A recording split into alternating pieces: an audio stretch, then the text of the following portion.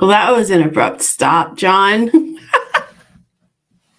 Hi, everybody. Welcome. Welcome to the show. Whew. Happy Tuesday. I hope everyone is doing well. Yeah, well, welcome back to The Next Show Will Be Better, everyone. It's the Hickson Diaries live show. Thank you all for being here. I hope you're doing well. Tonight, we're going to talk about this whole idea of like having a conversation with opposing views without losing our minds, basically. And then, of course, whatever you guys decide. I was just thinking about this for a bit because there's just so much like discourse and turmoil, right? And talking points and influencing and all that. And I just wanted to know if we're actually divided. I wanted your thoughts on it.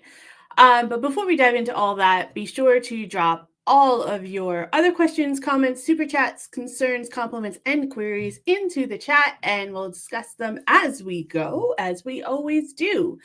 And if you could also please share the stream so people know we're live, and if you hit that like button so the algorithm knows how awesome we are, that'd be great. Thank you so much. Before we dive into everything, I just want to do a quick bit of housekeeping before we get started. So if you all are new here, my name is Mandy. Thank you so much for joining us and taking a chance. I'm an American living here in the UK, sharing my journey and what it's taught me about life, culture, and sometimes just keeping sane amongst the insanity and chaos that's unfolding around us. But the live chat is amazing because it keeps me sane and it reminds me that we are human and there's other people out there that think the same. But if you enjoy these chats and you want to support the channel, please consider joining the community.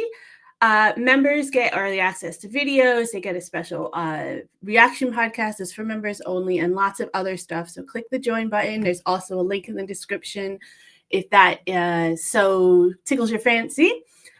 We are aiming to try to get 25 members by, well, I actually have it as a 2025 goal. I don't know if we'll hit it. But in all fairness, it's the only goal we haven't hit yet for the Hickson Diary. So it's a couple months left. So that might be cool if we could do that. So hit that join button and click that link if you guys have the means. That would be great.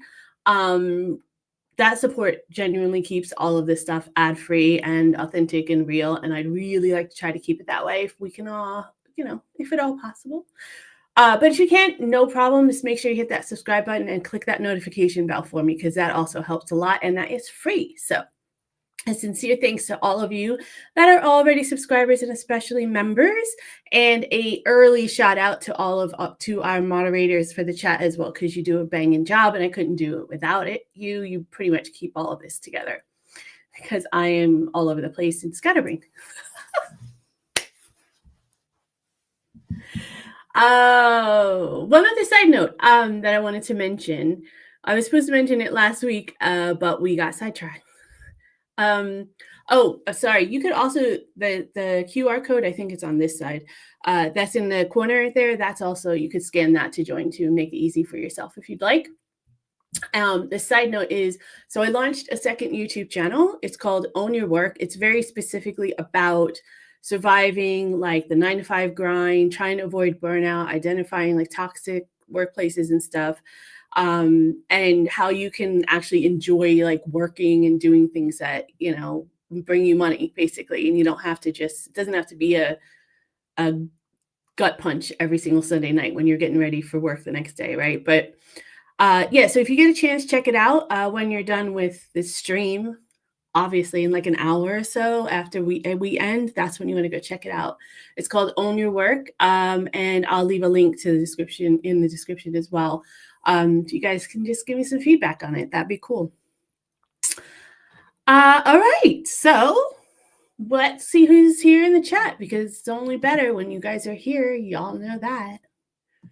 I know we had some people here, early birds.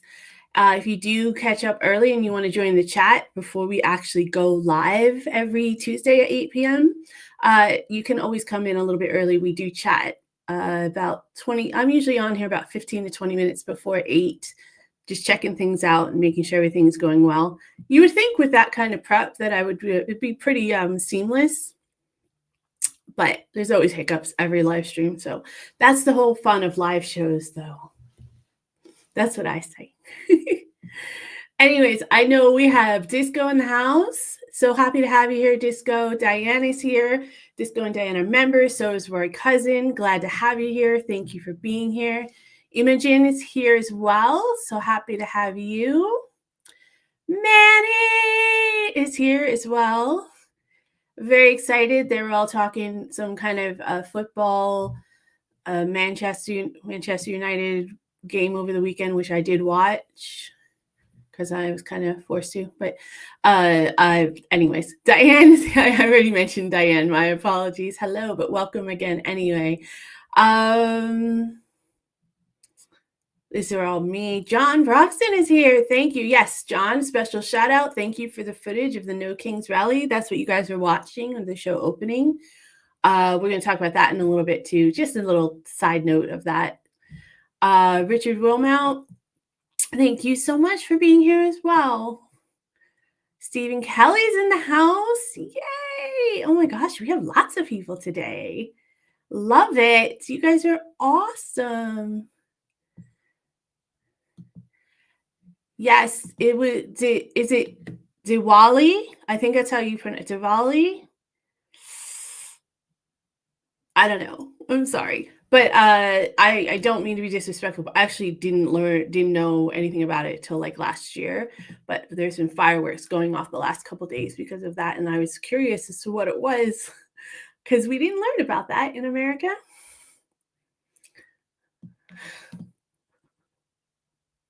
You're not going to let this go, are you, Richard? You really want to see me in an inflatable frog suit eating the frog sperm.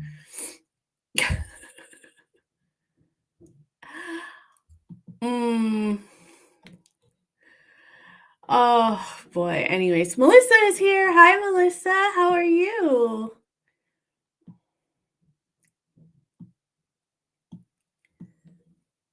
Marja is here. What's up?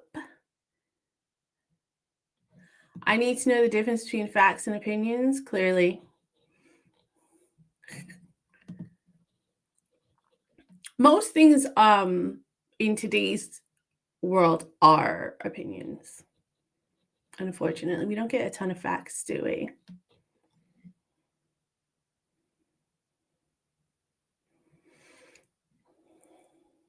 Oh, well, thank you for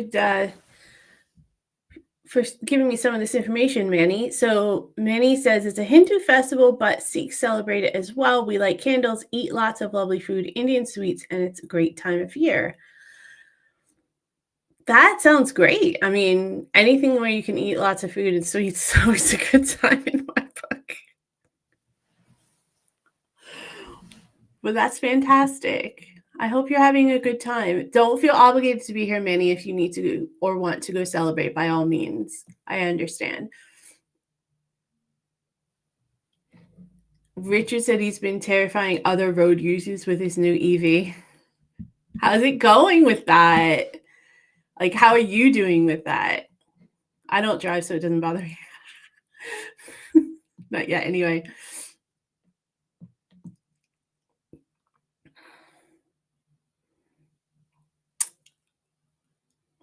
Melissa said, I know Manchester United from Ted Lasso. Oh, Ted Lasso. So my partner coaches a team, and because he's been in the US, he was in the US for so long, he's got like a modified accent and a modified like just perspective, right? Because he's out of England for almost 20 years. Anyways, so he still doesn't know a lot of like culture stuff, even though we've been here for a little bit. So, and they're all younger. Well, it's a mix of like older and younger people. Anyway, they'll say something and he'll be like, huh? And they call him Ted Lasso. It's like, oh, it's just mine so big of an American. Anyway, that probably got lost on you guys. But anyways. Very true. We don't get taught at all about religion really in America, because you're supposed to have it, separate. Religion is not supposed to be involved in public education. So they feel the need to not tell us anything about most religions, I guess.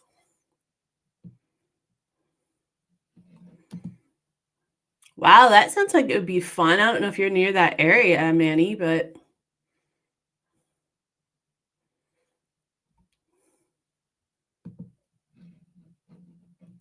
will Mott. What did I say? Sorry about that, Richard. I apologize. I don't know what I said. What is this? How did I miss the conversation about Mandy in a frog suit? Well, I mean, you've been a little bit out of pocket for the last couple of weeks, Cisco, but I'm sure Richard will catch you up as he's pushing this.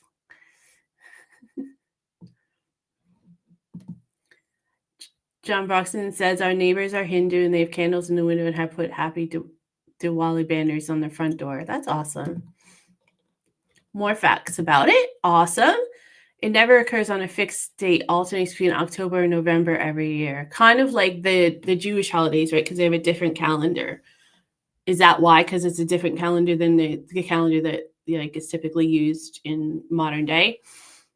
Next year, it'll be on the 8th of November. It always happens on the day of the new moon. Yeah, that makes sense. And you kind of answered my question. I should have read the whole comment before I asked. My bad. In a world of Rupert's, be it dead. Fair. That is a very fair assessment, Melissa. It's like a motorbike without hand controls, but my feet still act as I have pedals. That seems kind of awkward. I don't know, Richard. I mean, it's clearly okay for you. It's just like something that you need, but this seems awkward. But it could just be from my it's just probably an adjustment, just like anything else. It's like sitting on the other side of the car. All right, before we get to our chat topic, I just want to take a minute to introduce our newest segment, which is Everyday Heroes. So basically what we're going to try to do weekly or bi-weekly, depending on participation and what we can find and me getting my act together, we are going to spotlight a hero of the week.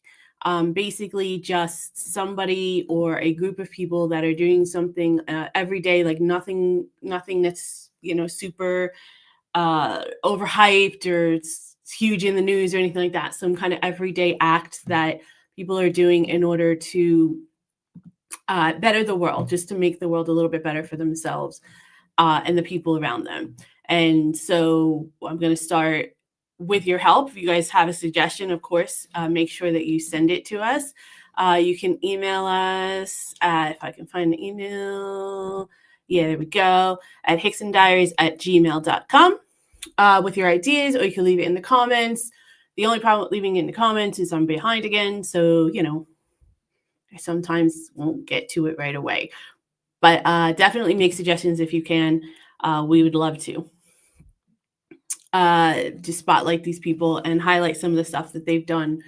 So this week, we have the Saint Joseph, I'm sure I'm gonna butcher this, but the Saint Joseph of Arathmia Pallbearer Ministry. So this, not your stuff. Your stuff. Thank you. So this is from the Success Club on Instagram. It's a group of high school student volunteers that yeah, I have it in front of me. Hold up. My bad.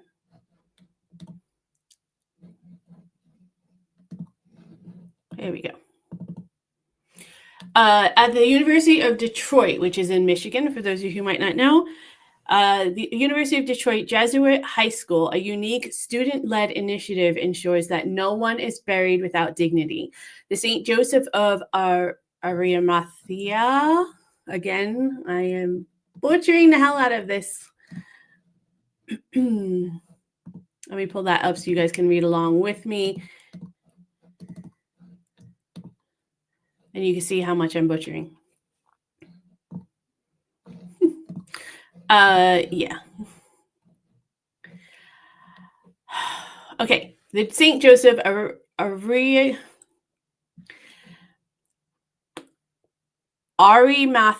Pallbearer, thank you, ministry, founded in 2015, provides pallbearer services for homeless individuals, veterans, and others who have no one to honor them at their funerals.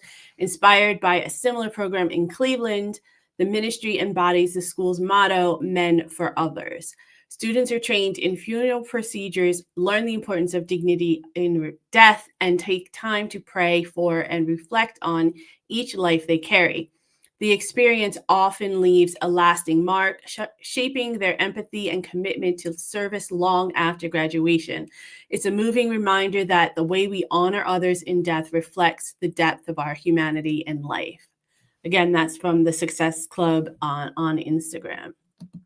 So this struck me for a few reasons. Number one, obviously the personal connection I have was just, the flag on the coffin and the veterans being taken care of. There's so many veterans in America that are not taken care of and lose a lot of loved ones because of it. Also, just the fact that a group is willing to provide dignity for those who've died alone, without loved ones, without people by their side, which is personally for me like a huge fear of mine. It's a tragic state to be laid to rest in my opinion, and to not have anyone who remembers you or to honor your life and your contribution. It also just, shows a huge respect for humanity and just fellow humans in general, just people in general. I mean, it jumps right off the page without even really, understanding, even knowing, I know the details about what they are about.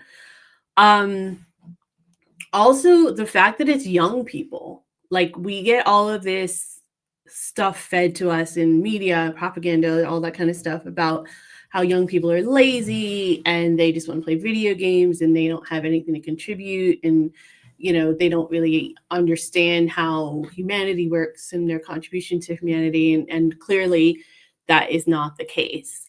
So these are college age students in America, so they're late teens, early 20s. And they're taking time out of their lives where they could be having fun and partying and hanging out with their friends and hopefully studying at some point to recognize a complete stranger and provide them with a sense of appreciation. It makes me really hopeful for the future, actually, that there are young people that get the importance of connecting with each other, that get the importance of acknowledging humanity amongst all of us. And even those who may not, that may have not agreed with or even known in life, that's pretty cool.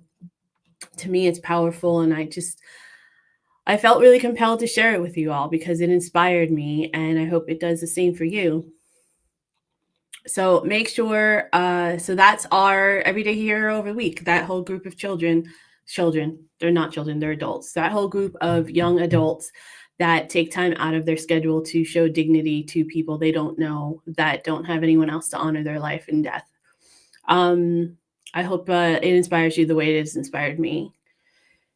If you want to nominate someone, make sure you leave it in the comments on the replay or send us email at hicksondiaries.com. hicksondiaries@gmail.com if you can. Not only will we feature it on the live show, but there is a webpage just going live this week on hicksondiaries.com that will feature all of these stories and some of the stories that we've gone over, not necessarily under this heading, but just in general about everyday people that have just done some really extraordinary things that have inspired me. So that is our everyday hero of the week. Yeah. I wish there was a better way to end that. I got to work on that. Okay, so now it's time to jump into the main topic, and then we will, wherever the chat takes us. So my thing that I was thinking about is having conversations with people who have completely different perspectives or completely different points of view, or maybe you agree on some things, but you disagree on others, and how we can have those conversations without it turning and devolving into complete, chaos. Because to me, it just feels like lots of people are just yelling at each other. And if we aren't yelling at each other, there's some politician or celebrity or influencer that's trying to say something provocative to get a quick soundbite without any real thought to how it affects, anyone else who's seen it. And they just want to whip people up into a frenzy for their own agendas. And then I saw, stuff like the No Kings protests, the footage that John was lovely enough to share with me, and some of the other things like our heroes. And I'm like,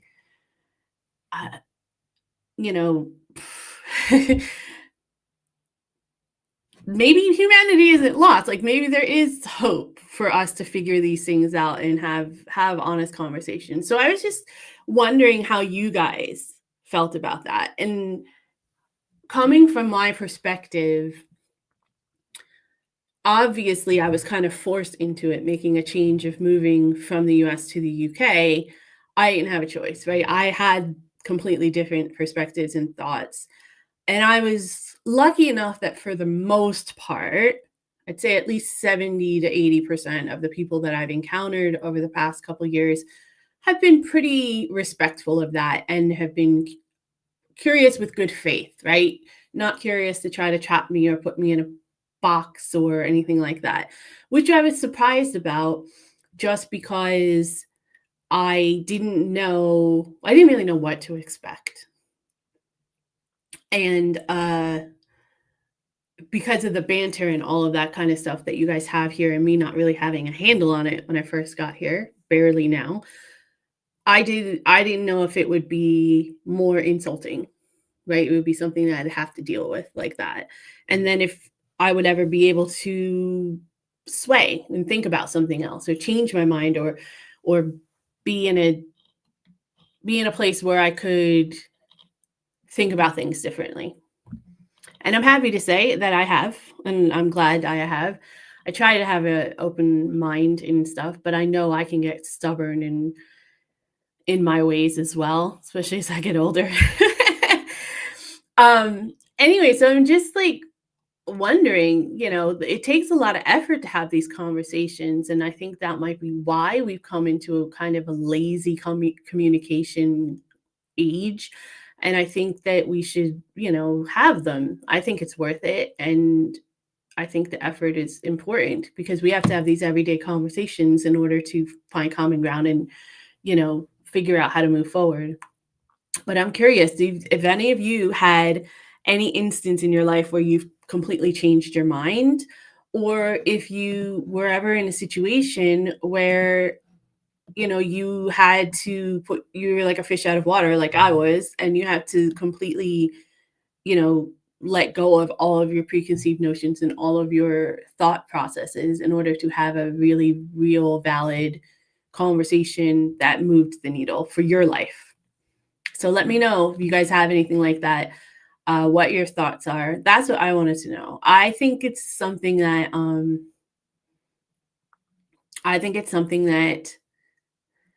is really important in today's world to remember that we have to.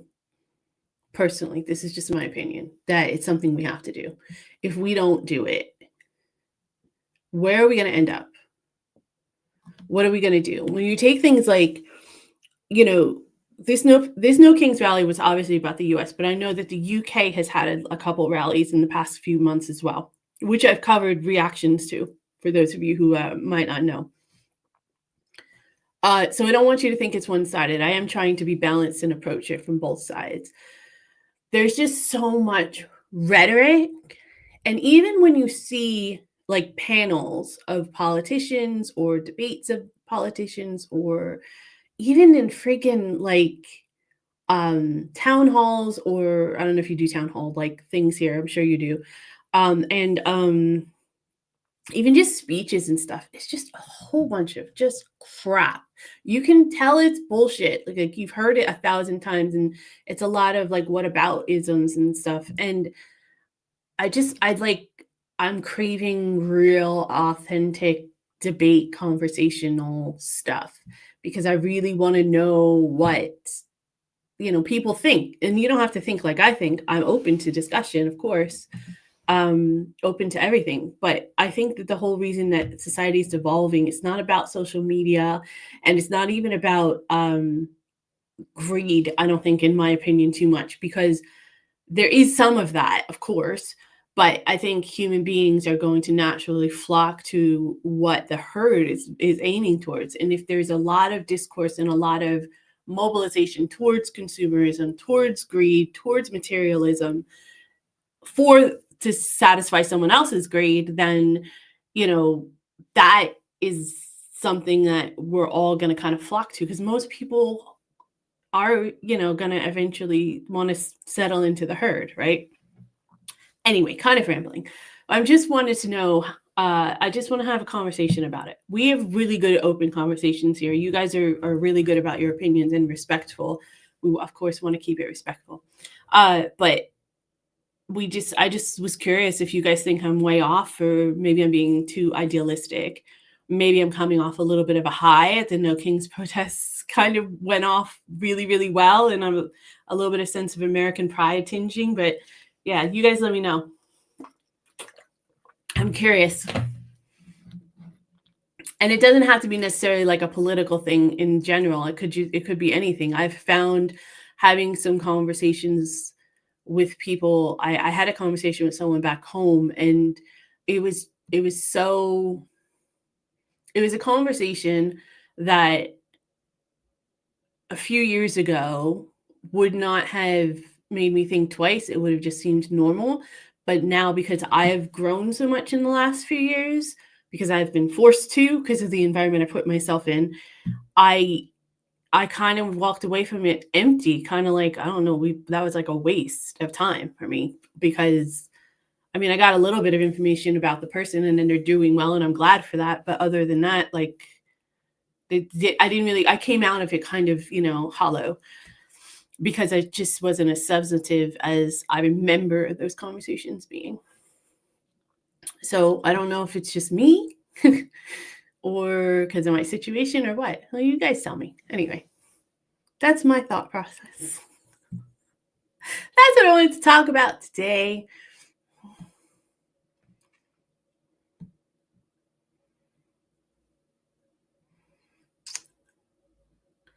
I'm sorry, Richard, that you're having issues with your legs, but I'm glad that you're still mobile. You have something. Marja, you're brave. I don't know what that translates to, but I'm not going to say it out loud. But so you can't. So how does the car work, Richard? So do you have like controls on the wheel of braking, or can you just like tap it and it goes? Is that how it works? Because you said it was specialized, it was customized. So I'm just curious. I've never known anyone that's had anything like that, in all honesty. So I hope you don't mind. I'm not trying to be, only share what you're comfortable sharing.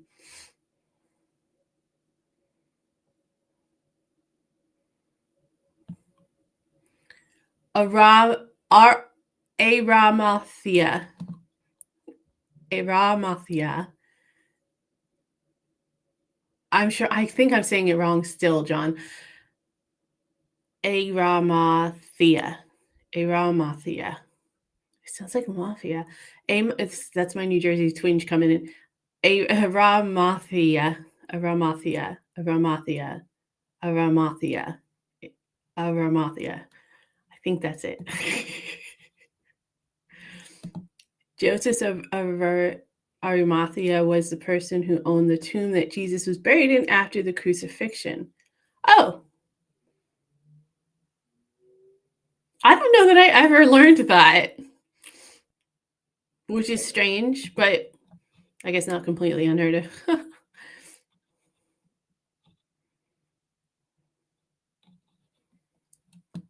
That makes complete sense, John, and I think that that's wonderful. It's a beautiful extension of humanity and recognizing. Uh, honestly, as long as it's not, as long as people's intent isn't going to harm someone or hurt somebody, I really don't care what their intent is. They're doing something positive for humanity. Like if you're doing something for ego, but you're gonna feed 1,000 homeless people, but it's for your ego, I'm okay. I don't particularly like it. I wish there was a less, personal endeavor involved in it, but you're feeding 1,000 homeless people. I'm not going to complain. They need to be fed. You know what I mean? Like everybody gets where's that there's a Friends episode all about that, how nobody does anything completely unselfish. Like there's no such thing as a completely unselfish act. There's always something in it for somebody, even if it's just like the gratitude that you get and the good feeling that you get from giving back to humanity. Anyway, good episode though. Yeah, fireworks have been going off around my neighborhood as well, Richard. I had no idea what it was for until someone had mentioned the holiday, which I had no idea it was the holiday. But I'm glad I know now.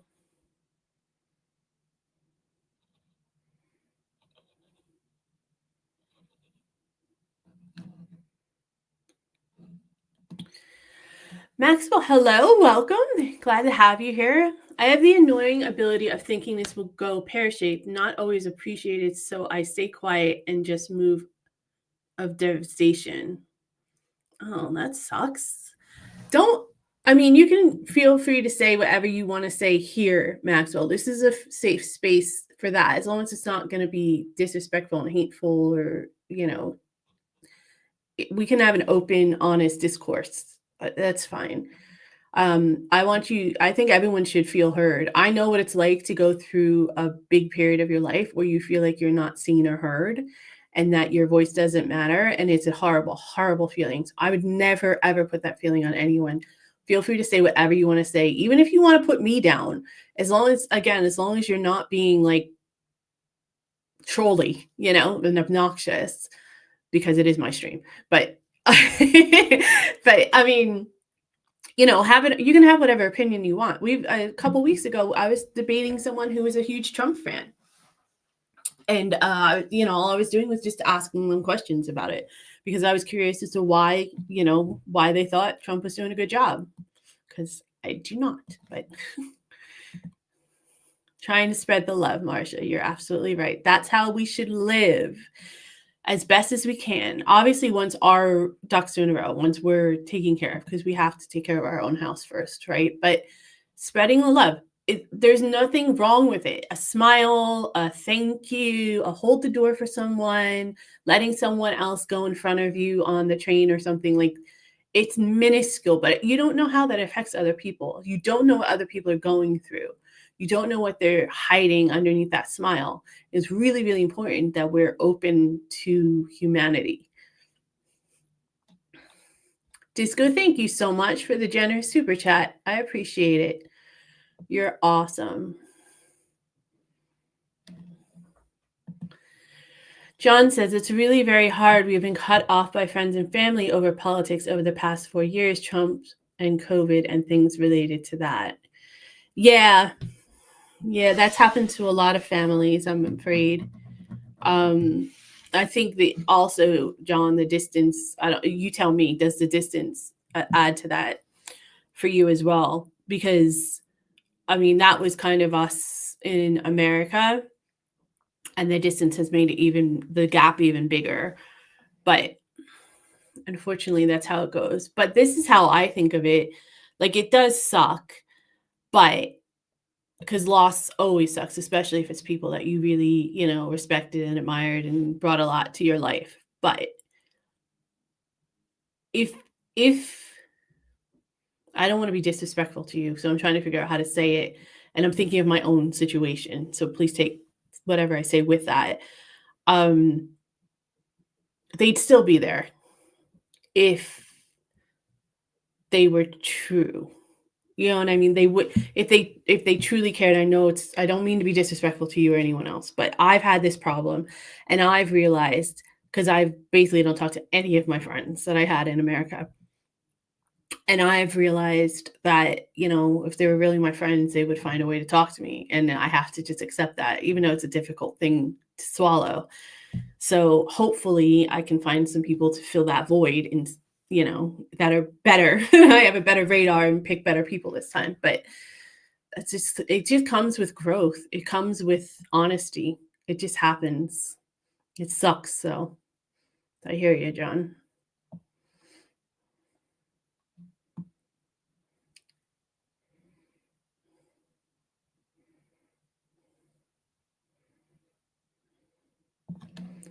Oh, Disco, that is so lovely of you to say. Thank you.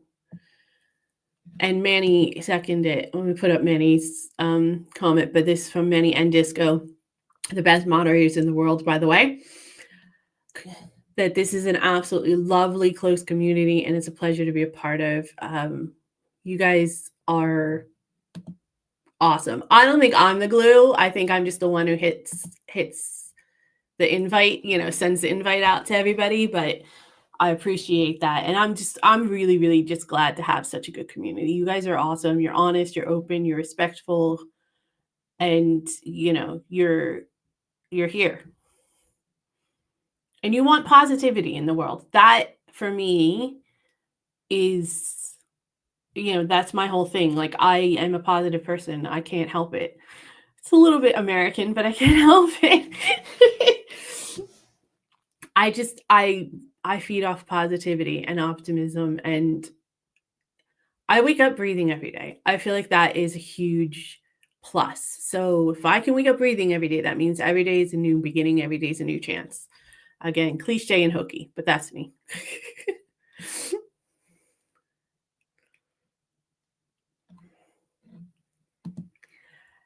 I don't want to generalize here because that's a very bad thing to do, but in my experience, I have often found that people on the right are much less inclined to have good faith conversations.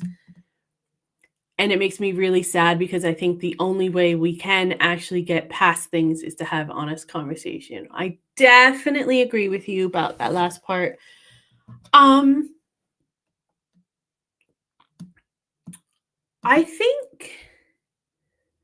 I think there might be something to the first part as well, John, because when you say on the right, I'm assuming you're meaning conservatives, right? Because in America, the right wing is conservatives. And I assume you're kind of encompassing people who have more conservative views.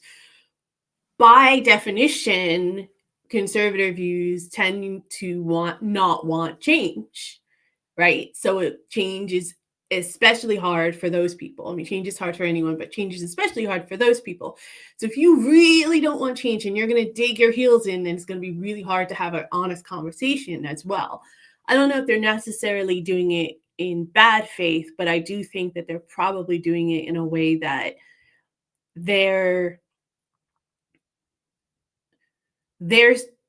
a lot of that is probably fear and anger about the change, more so than trying to be bad faith. Maybe I'm just giving people too much benefit of the doubt. I mean, I've had some conversations with people who do not agree with me on any of that stuff, and it does get heated. The thing is, too, we have to remember when we have these conversations, and not just you, John, and I got to remind myself of this often as well. We're not going to change their minds overnight. All the times I've changed my mind, it was not overnight. It took a really long time. I'll tell you guys this story. When I met my partner, I was more conservative than I am now. I wasn't really conservative, but I was definitely more like traditional tradition Democrat, like liberal. So I just didn't want to actually see a lot of stuff. And I was battling doubts about my religion as well at that point. And this was before I met him that it started, but obviously meeting someone from a new country with a different perspective always, gives you a different point of view. But because I was able to have conversations with him about a lot of the stuff that was deep rooted and be honest about, what I was feeling and what I was thinking and that kind of stuff, it kind of gave me the confidence to think, oh, okay, so there are people out there that are going to listen. There are people out there that are going to have the good faith, and maybe not everybody has to come to the same conclusions at the same timelines or realize the same things at the same timelines, right? So it took me a while to get to a point where where a lot of people that I eventually became friends with were already at when I met them, right? So, I mean, change is hard. I've done it. So a million times, and I'm sure I have a million more changes to go through. It's always hard, and it always catches me by surprise. But I push myself through it because I know it's worth it. Usually there's something positive out of it at the end. It is sad, though, because you do have to, it's always sad when you can see the potential for someone, you can see the positives that can help, and they just can't. But it's like almost like when you're parenting a little bit, you know your kid's going to make this mistake, that it's not good for them, but you also know you don't have any power over it, and you have to just kind of let them. It's kind of annoying and frustrating, but it's the reality, unfortunately. I don't think it's a traveling pastor. I think it might be a snake oil salesman that helps him get his merch out, because the president of the United States is always hawking his merch. I mean, what a sad state for any country to get to a point where your leader is doing like social media ads like I would do for my merch. You're the leader of the United States of America. Like, any leader that does it, I'd be like, what is wrong with you? I don't know why more people don't say that. I mean, he has lots of merch, guys. It's really weird. Names on everything. The only reason he wants to build more onto the White House was so he could be like Trump's ballroom. He just likes to see his name in lights.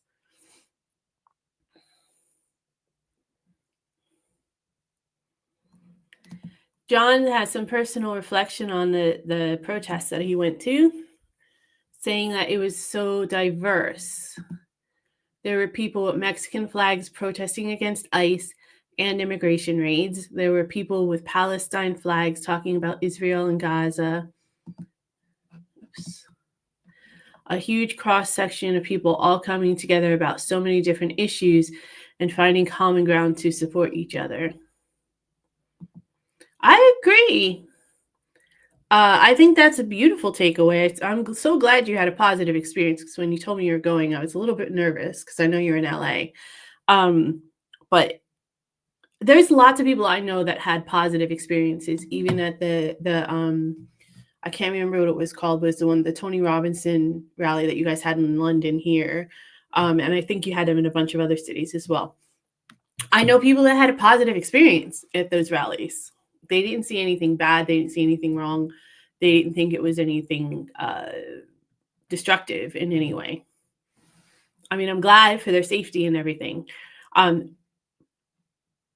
mean, personally, I agree with the other side. I don't agree with the Reform Party, but I mean, I'm glad everyone was safe, or at least the people that I had talked to anyway were safe. Imogen says people feel powerless and that is dangerous. 1000%. I couldn't agree with you more, Imogen. When people feel powerless, that's when the anger and that's when the backlash starts. So my thought process is, and this is my argument that I use in conversations when I have a lot of conversations with people about immigration for obvious reasons because I'm an immigrant. And one of the things that I say is people who are anti-immigrant at this stage, they're not necessarily mad at the immigrants or the asylum seekers. They're mad that they're not getting what they need. They're mad that their quality of life has gone down, and they see other people or the perception of other people getting things, and it creates a frustrating conflict within them because they're like, how come this person is getting taken care of when I'm not? That's what it's about. If you take care of people's material needs and they're happy and they don't have to worry about food or shelter and they have a decent wage and they can do what they need to do for their children, they're going to care a lot less about what you're giving asylum seekers or immigrants or anybody else. Now, there's a whole lot of, propaganda and discourse that feeds into that and how, because people want those that don't have to rise up and blame those people so they don't look up. But I couldn't agree with you more, Imogen. When you start to feel powerless, when you're in that position where you feel like, you're not moving, you're not getting anywhere in your life, you start to lash out at other people. And that's where we are, I think, in the world today. There's been decades of corporate interests just taking advantage worldwide, internationally, and exploiting people and hijacking resources and not cleaning up, their messes and not taking care of their trash properly and ruining huge, populations and ecosystems, and humanity's done. We're just fed up with it as a whole. Unfortunately, because there's nobody else talking about solutions, everyone's shifting right, because the other side isn't talking about any kind of actual tangible solutions or providing any tangible solutions they can point to, in my opinion.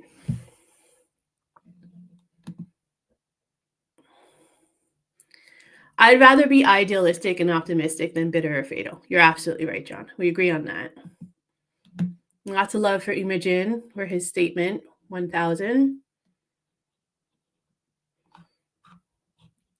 If your comment was too long, Richard, just put it in 2 or 3 comments. I'll read it all for you. Just put 1 or 2 next to it, so I'll read it all through. Melissa says the sad thing is that there is a big focus on left versus right, which is radicalizing the U.S. People listen to sound bites instead of educating themselves and getting the facts from both sides. That is a problem, Melissa. My opinion is the problem mainly is there's no reliable source of news either, right? A lot of the think about, and I don't know, I think the landscape's slightly different here in the UK, but because there's different laws about the news channels and stuff. But in the US, a lot of the syndicated cable news are corporate owned. And a lot of the conglomerates are buying up the smaller guys and the local news channels. So everything's filtered. They're not actually being told the entire story or all the facts. And then you have social media bubbles, which funnel just those talking points and stuff rather than facts and stuff. And that's what it is. You're absolutely right. They just read headlines and see sound bites without actually reading the articles or paying attention to what they're reading as well. Another thing is like really listening to the messages and not just the like text on the screen reinforcements. Right? Really hearing all of the message. That was one of the things about the Tony Robinson rally. I forgot the name of it, so I'm sorry that I keep referring to it that way. I was listening to one of the speeches, and one of the speeches was, everyone around the person was really that was filming the speech was really, happy and calm, and it wasn't destructive in any way or anything that I saw anyway.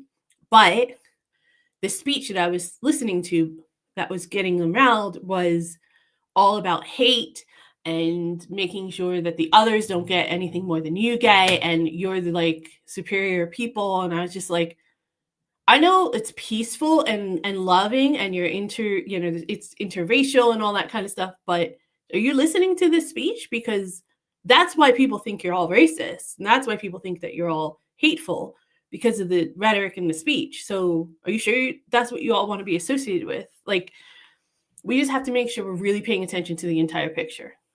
But as Melissa says, it's hard when you're not getting the entire picture, or when you're working 17 jobs just to make ends meet and you don't have time because you're too tired.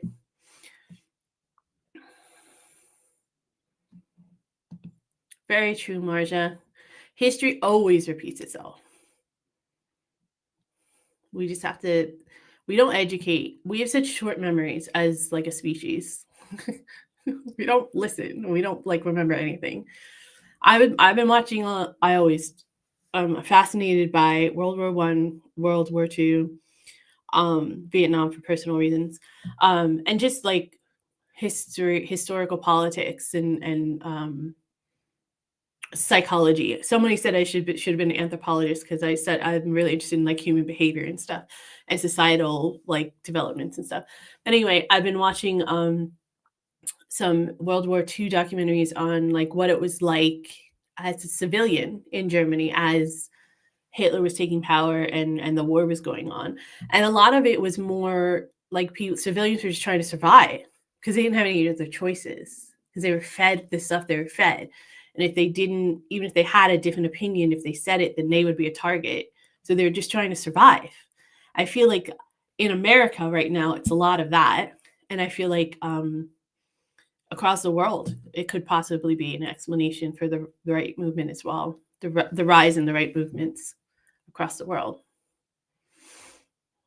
So to support your comment, Marja, pretty much.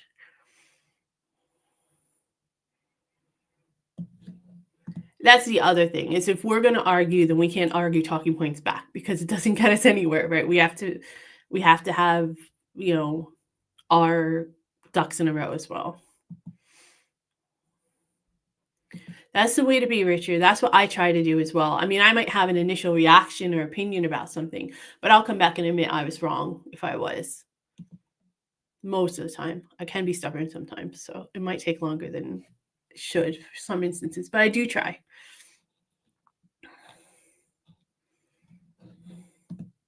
Having an opinion doesn't make you knowledgeable. It makes you opinionated. Well said. Unless you seek the truth.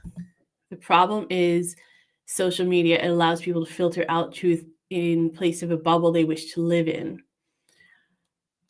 I don't know that I agree with that 1,000%, Imogen, because I think that social media has some positives. Like, I wouldn't have met any of you guys if it wasn't for social media, and we wouldn't be able to have this conversation if it wasn't for social media. But I think it's just like anything else. It's just like any other item. It's a tangible item, and it's how we use it. Like AI, right? AI is a tool. How we use the AI in the future could be extremely positive for the human race, but it could also be extremely destructive. And it's all about the person who's actually doing the coding and pressing the buttons and all that, right? So I think the people that own the social media platforms don't do a good enough job of disseminating what's true and what's not. So to that part of your point, I definitely agree. So Richard's silent about his car. The controls, the brakes, and the accelerator all on the wheel like an automatic. Well, see, I drive an automatic. You still got to press on the brake on the bottom, but there might be in the newer cars. I don't know. I'm not a car person. So I would think, okay, so you do all the controlling from the steering wheel. That makes sense. And I think that's fantastic that we have that technology. It's fabulous. Manny says, I've had to take the important decision to park any talk of religion and politics on the mental health group I run to avoid confrontation and to ruin our well-being because we promote good mental health. That's fair, Manny. I mean, we can only do so much, right? We're only one person and we need to prioritize just like anyone else. So you can do what you have to do if it's going to help the people there. Like I had a few workplaces where I was like, okay, do not discuss religion in this workplace because they're not going to listen to you. Do not discuss politics in this place because they're not going to listen to you. So I get it. I've been in the same situation. It is sucky. When you're trying to run a group as well, it's kind of difficult. Yes, thank you, Melissa. That is the episode. Go check it out. It's pretty funny. Joey completely argues. He's like, everything has a selfish point of view, every act. She gets stung by the bee.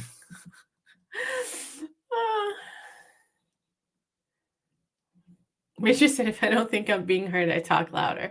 Lots of people practice that, Richard. It might not be the best way to get your point across, though. But I must admit, I'm guilty of it myself, so I shouldn't talk. Hi, Rodden.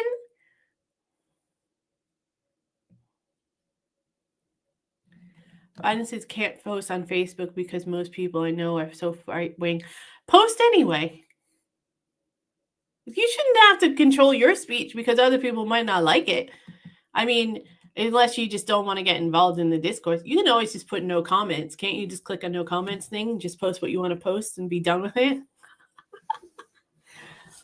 It's tough. It is tough navigating. It is not easy. These conversations are hard. We're in a situation where almost every conversation we're having is a hard conversation. Most of them are not frivolous at this stage of our existence.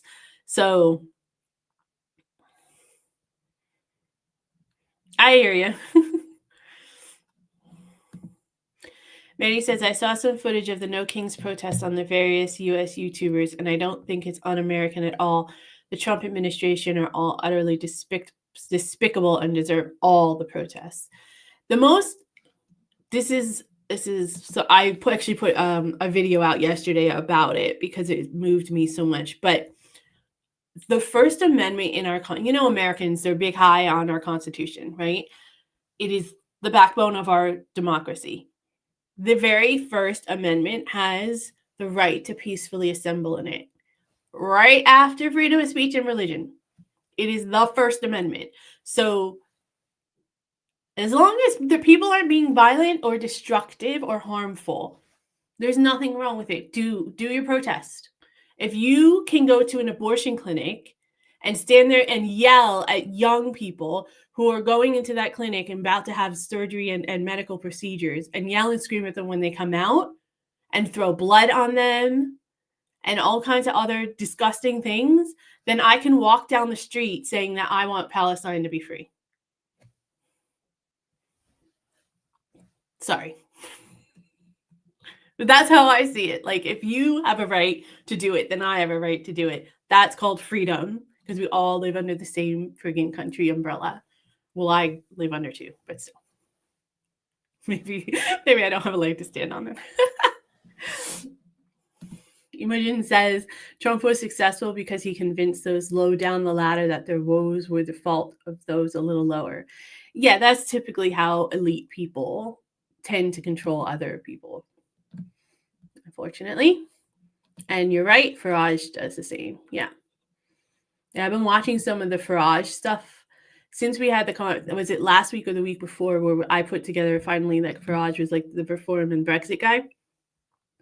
And I've been watching some more of his stuff, and he is like Trump 3.0, man. Is some of the stuff he says, I'm like, I heard this 10 years ago, bro. You're like, you're disgusting. It was disgusting then. It's even more disgusting now because now you're just trying to be him. Excuse me.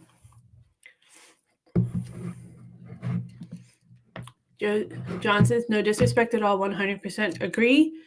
Distance was not really an issue. It was more out American friends. And really, he just couldn't get beyond mocking, trolling us, even when we tried to engage. Yeah.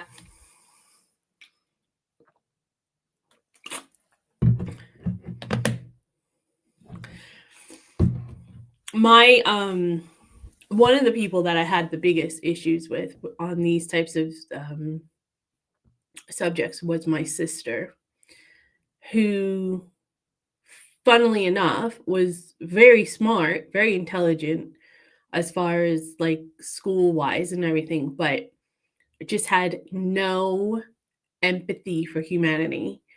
And we would constantly get into these big fights about stuff. And she would always regurgitate talking points. And I was like, do you have any of your own thoughts with this? But I understand. I mean, it's tough. It's really tough, especially when it's somebody that you respect on certain levels and whatnot. But she used to do similar things. She used to do like the name calling and trolling kind of stuff in a conversation where I would just be like, I would lose it because I'd be like, I feel like I'm insane having this conversation with you. And then it made me look even worse because I was losing my cool, right? But unfortunately, you just got to come to a point where either it's an impasse and you're going to have the relationship, you're just not going to broach that subject. You're going to try to plant a seed here and there where you see an opportunity and hope that someday it, grows into something more, or you're going to cut them out of your life. There's really no other options in the world for your sanity. And it's really your tolerance level. It's how close they are to you and how much you're willing to put up with to maintain that relationship. And it's different for everyone.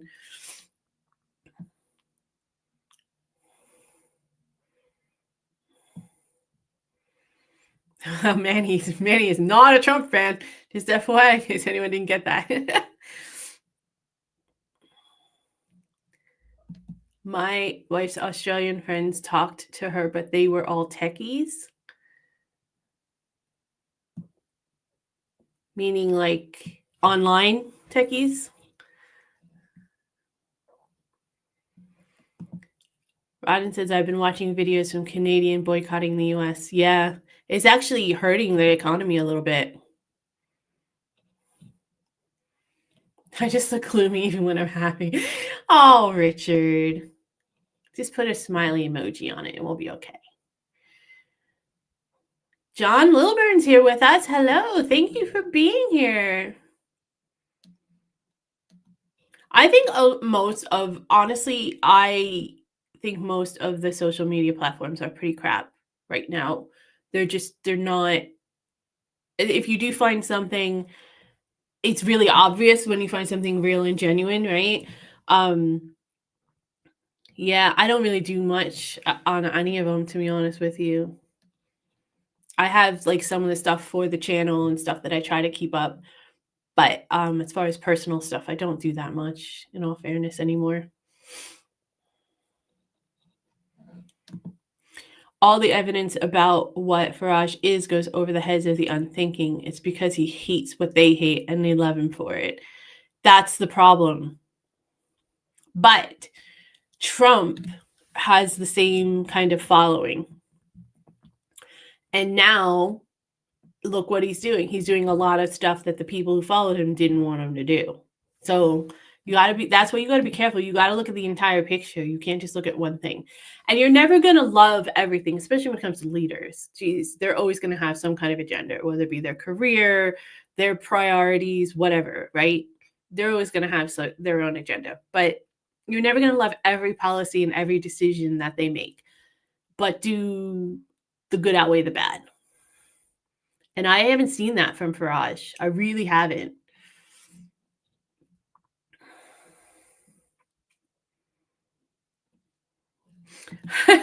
I thought it would stay off politics on Facebook, so I post about renewable energy and still upset people. Because when you feel like a hammer, everything looks like a nail. All you want to do is hit things. So everything will look like something that you can hit. That's just the way it is. Farage is a master manipulator. That is true, Marcia.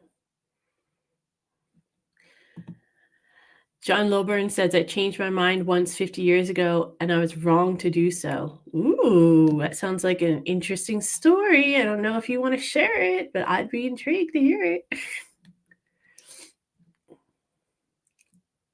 Your journey, John says, your journey and my wife's journey are very similar. She was much more traditionally conservative before she met me, and I grew up in a Thatcherite household in the 1980s, Yorkshire. Jesus.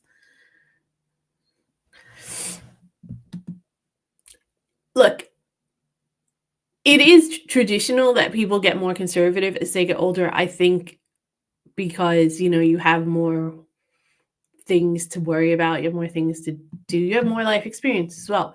But I think nowadays it feels like a lot less those tunnels, because just more people are waking up to shit happening, like the reality of the shit that's happening in the world.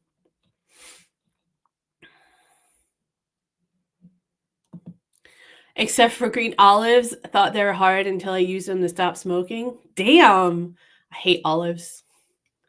It was kind of disappointing when we were in Greece. And we were like, everyone was like, put olives on everything. And I was like, I feel like I should just eat them, but they still didn't taste good. So.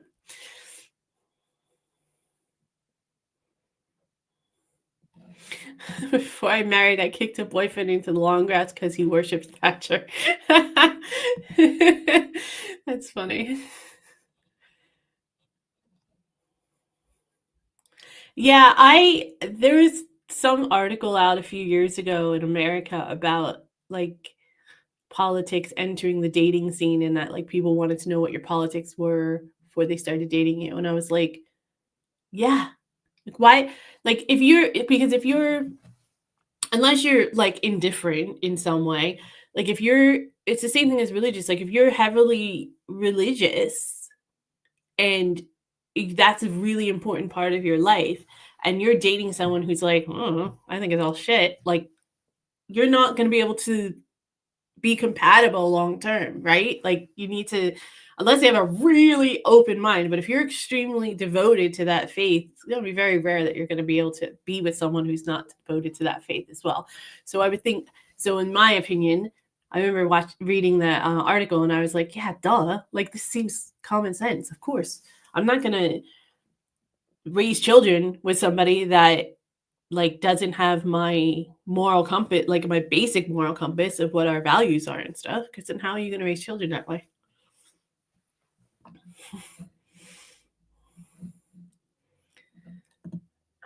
I haven't seen a Boris Johnson Bible or Keir Starmer watch yet. But if you find one, send it to me and we'll see. That is so true.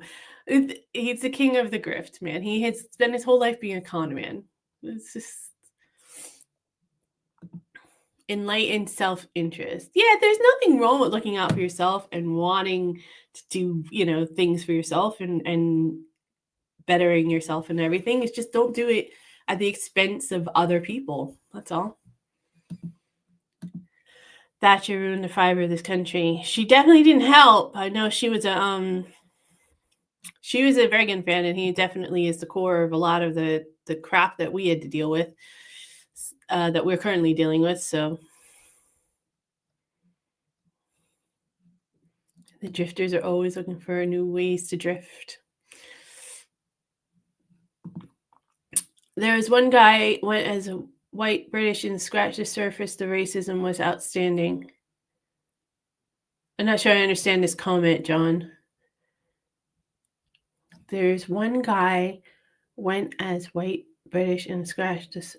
Oh, you mean the YouTuber that dressed up as a white Brit and went to the Tony Robinson rally? Is that what you're talking about? Because I did see that. That was interesting. That was very interesting. Let me see if I can find the name of it for y'all. I definitely recommend it. I think I did it on the Mind the Culture Gap.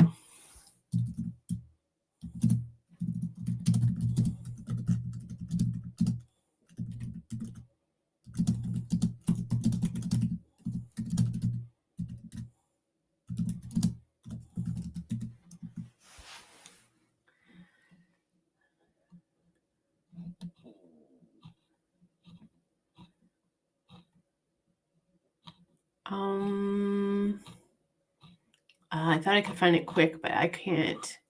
I do have it listed somewhere, so I'll put it in the description for the replay. You guys should check it out if you can. Mandy to run Kent County Council. I can't run for anything. I'm an immigrant. I don't even have permanent residency, but I don't know that I'd want the job anyway, to be honest. I mean, I'm happy. I would be happy to help. I'd be better in an advisory role anyway. I'm not a good speaker. I'm like, you're an idiot. Why are you thinking that way? Regarding the powerless thing, it's a shame that the anger always goes to the wrong place. Yeah, it's unfortunate. People blame immigrants for issues that are actually caused by billionaires feeding off wealth inequality. Yeah. That's what I'm trying to say. If the powers that be would just redirect some resources to these people where they're hurting, because that's a valid argument, right? People not having trouble putting food on the table or putting their lights on or keeping themselves warm, and their kids having to live with them till they're 30 or 40 because they can't afford anything. Those are legitimate concerns, very legitimate concerns, and powers that be need to be listening to that and funneling resources to that. That's how you quell all of this bullshit. Because if people are happy people don't shoot their husbands. Okay? This is from Clueless, but it's true.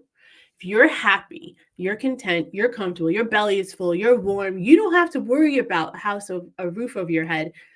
You don't care about anyone else. Most people in the world, I hate to say it like this, don't really give a shit about other people. As far as they only care when it starts affecting them in most cases. I know it sucks, but it's the truth. So if you make them whole, they're not going to care what you're doing with the asylum seekers or the immigrants. Now, that could be a terrible thing because they might turn a blind eye to something that they need to be aware of, right? But there's good and bad in everything. But that's what I'm trying to say. If you build from the bottom up, like a normal foundation, any normal structure is built, you have to have a strong foundation. If people don't have a strong foundation, they're going to lash out and try to find ways to voice those frustrations. And not everybody is educated enough, well-versed enough, and has the right outlets in order to voice those frustrations and opinions in a clear manner where they're actually going to move the needle.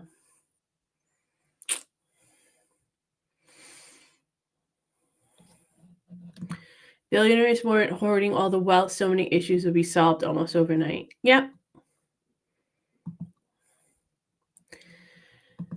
Rodden says we have to get rid of FPTP and have a PR.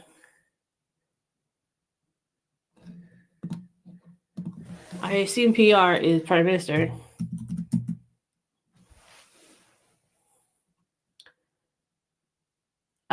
First past the post voting.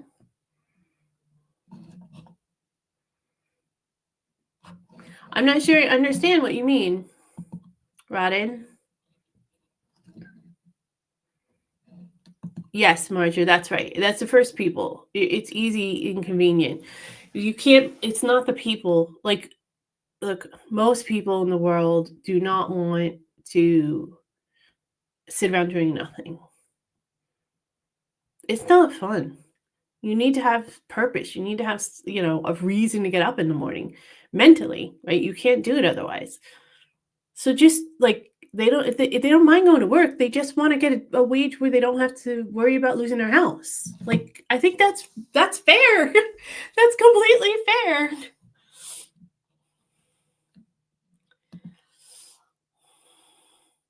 Don't say that, Richard. Yes, news sources in the US, so much misinformation, outright lies coming from cable news, right? I mean, John, for those of you who don't know, John is actually a British person that's living in Los Angeles. So he gets it. Like, it's hard to, John will back me up on this. It's hard to explain to people who haven't lived in America the actual, like, depth of propaganda and misinformation and control that a lot of the moneyed interests have over everything that happens. Everything that happens.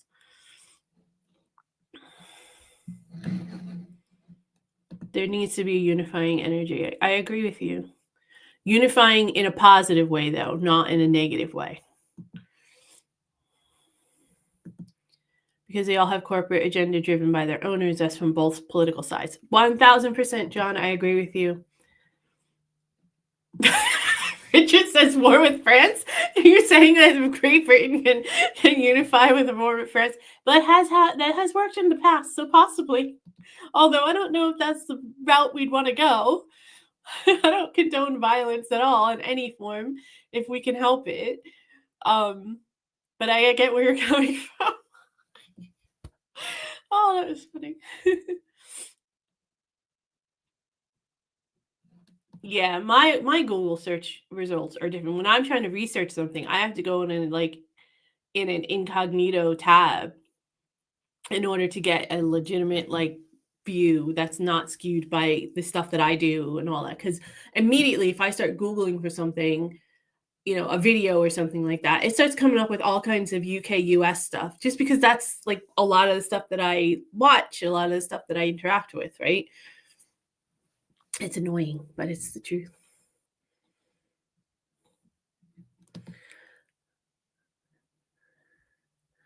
Oh, did I say Tony? I did say Tony. It's Tommy Robinson. True.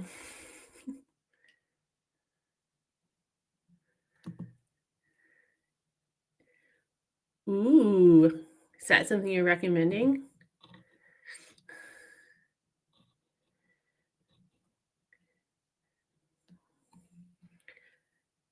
TJ, it's okay. As far as I know, she's just got some stuff going on.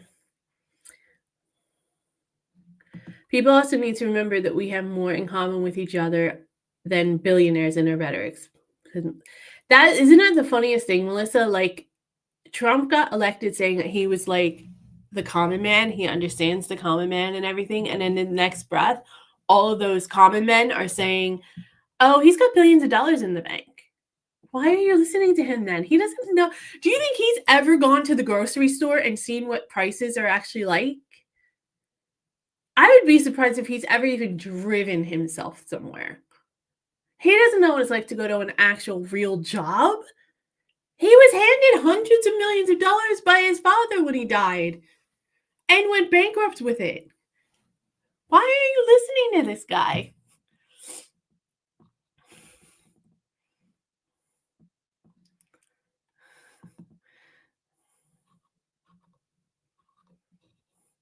Social media bubbles are definitely a real thing, but you have to be conscious about only ever staying in yours. Filtering out misinformation is the hard part. Yeah. I try really hard to always verify, confirm before I share. Same thing. I also do. I think that's kind of why I've given up on social media a bit, because it became almost a full-time job to try to verify everything. So I'm like, you know what? I know these couple sources are true. The sources I know these couple sources are always honest and true, and they always link their sources so I can double check their sources. And then I always do a quick search of stuff anyway. But that's why I usually just put things in my opinion and my perspective when I put it out there, so that it's a little less cumbersome. But it's really hard. It is hard. Excuse me.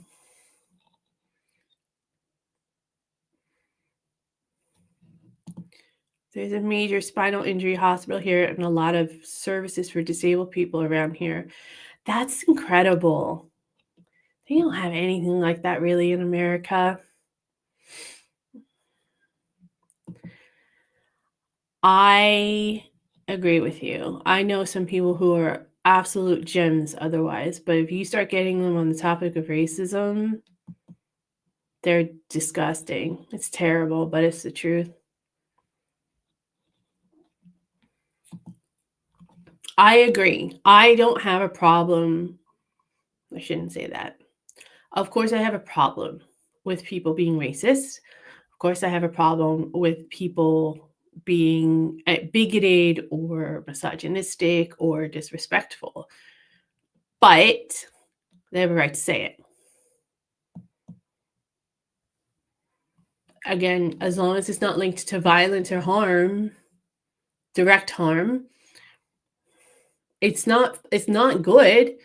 But you got to remember, I grew up watching people I didn't watch on TV and things like that. Watching people march down protests as Nazis and as KKK members. I don't agree with any of that at all. At all. But they have a right to say what they want to say. I hate it, and I want to counteract it in any positive way I can. But they have a right to march and think that and teach their kids that, as disgusting as it is, in my opinion. So for me, I agree with you. Freedom of speech is freedom of speech, period. Like, you can't just say freedom of speech for stuff that I like. The hell kind of world is that?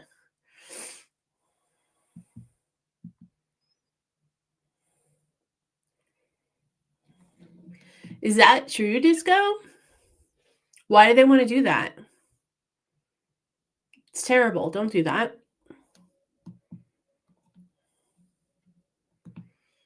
Farage is just another upper class chancery trying to sell his merch. Pretty much. My wife's niece couldn't call the California governor, Gavin Newsom, anything but new scum. It got really obnoxious. He's not the nicest. He's not the best, to be honest. But yeah, some people just get like fixated on things. I don't think new scum is particularly clever. No offense to your wife's niece.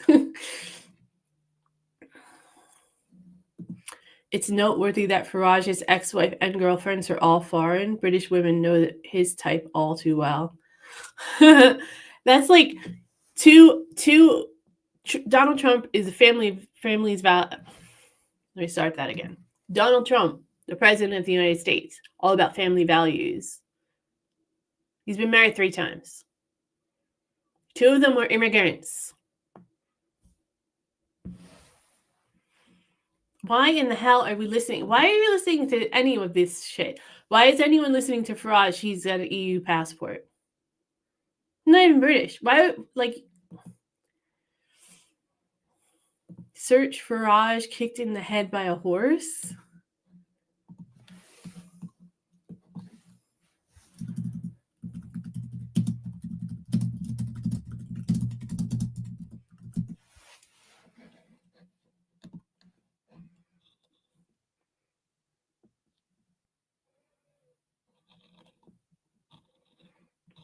It's an LBC clip, is that right?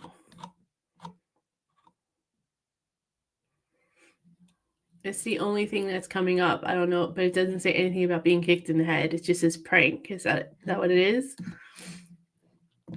I will search it and make sure. I don't want to put it on here just in case something I want to screen it first. That's the biggest explanation for why Trump is so popular with some people. Nothing to do with economics or healthcare or whatever. whatever other serious policy issue is on the table. He simply hates who they hate and can legally do things to them that they can't. Pretty much. There's so much hate in the world. It's so sad.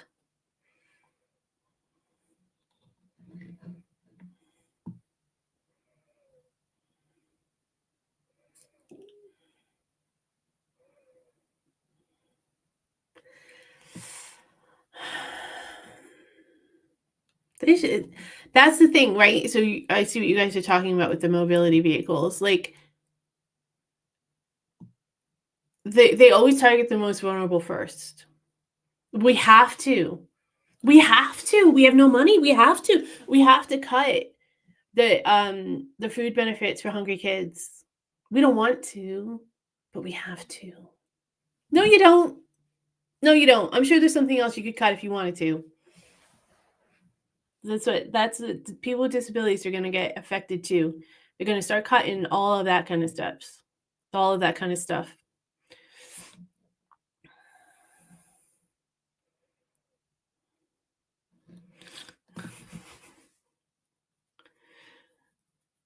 No, I didn't see that, Richard.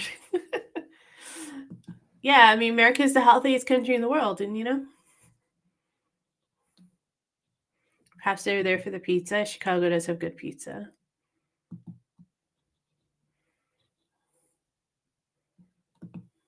Wives don't shoot their husbands if they're doing the washing up. Fair. First past the post through proportional representation. Changing the electoral system and the way MPs are elected. Oh, okay. Like, we need to get rid of the electoral college in America because it's stupid. Melissa says American news outlets are very biased and cater to certain narratives. That's very true. Because they all have their own corporate interests. So sad.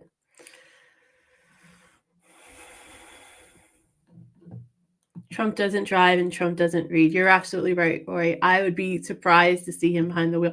Like, when when he was during the election, there was the photo of him like getting in the truck and like driving. He looked like a 5-year-old. You know why? Because grown men are not normally going to get excited about getting into a truck and driving it because they drive all the time.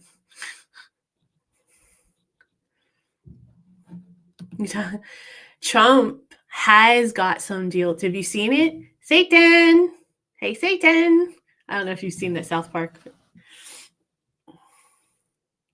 American news is so bad that when we were in America, I would watch BBC America because I didn't trust any of the other news outlets. That was even yeah, he's terrible. He's bankrupted 3 casinos. The only reason he even had 3 casinos was because he wanted to be able to, no matter where anyone turned, to see his name in lights. This is the guy with the nuclear codes.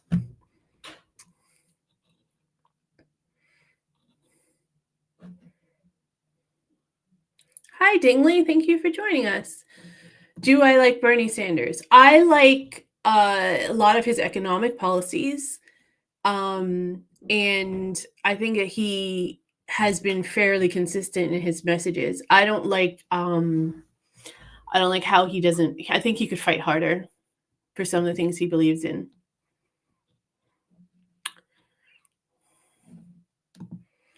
John says regarding the speech thing, this is why I love the Church of Satan in the U.S. Intentionally provocative names. They aren't actually Satanists, but they counteract performative Christianity. Oh yeah, I think I heard of them. I read something on them. Yeah, that's fantastic. I love it.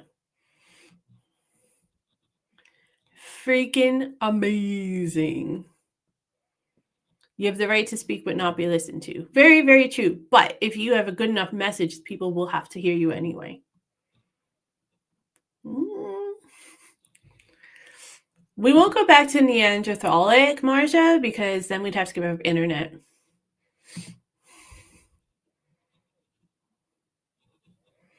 My conservatives, did I miss the first one, John? Oh, it's the speech thing. By conservatives, they were performing to Christianity by conservatives by lobbying to put up statues of Baphomet in public places where conservatives to make them Christian-only zones. Hilarious, but important for freedom of speech. Yeah, I love that shit. I think that's fantastic. Fight fire with fire. Like, we don't need to be destructive or violent. I'm going to end on this because we're hitting the 90-minute mark, but we don't need to end in violence. Okay, we don't need to resort to any kind of violence. We don't need to riot. We don't need to be destructive of property. We don't need to harm people. What we need to do is peacefully protest. We need to make sure we have our messages, and we need to do strategic countermarks like that. If someone's trying to take over an area, a school, a local school council or something, to put the 10 commandments up in the schools, then somebody should be rallying and say, maybe we should put a copy of the Quran in all of the schools as well, because it is freedom of religion, right? Like, we need to have those, we have to outsmart them in order to win. That's the only way we're going to win. We need to be positive, and we need to make sure that we're not being disrespectful, but we need to make sure that we're making strategic strides. Anyways, in my opinion, everyone has the power to change, because everyone has it's a new day. Everyone has the power to either change their mind, change their life. I mean, I'm living proof you can change your life. And everyone has the opportunity to do better. We can help people along. We might not be the right answers either, so we need to stay open-minded and have the conversations as well. You guys are awesome. Thank you so much for joining me tonight. This was a great conversation. I really appreciate all of your comments. Remember, we're back on Thursday. There's going to be a vlog out, new video about my take on autumn/fall in the UK. If you're not a subscriber, please hit that subscribe button. And if you are a subscriber, consider joining again if you can.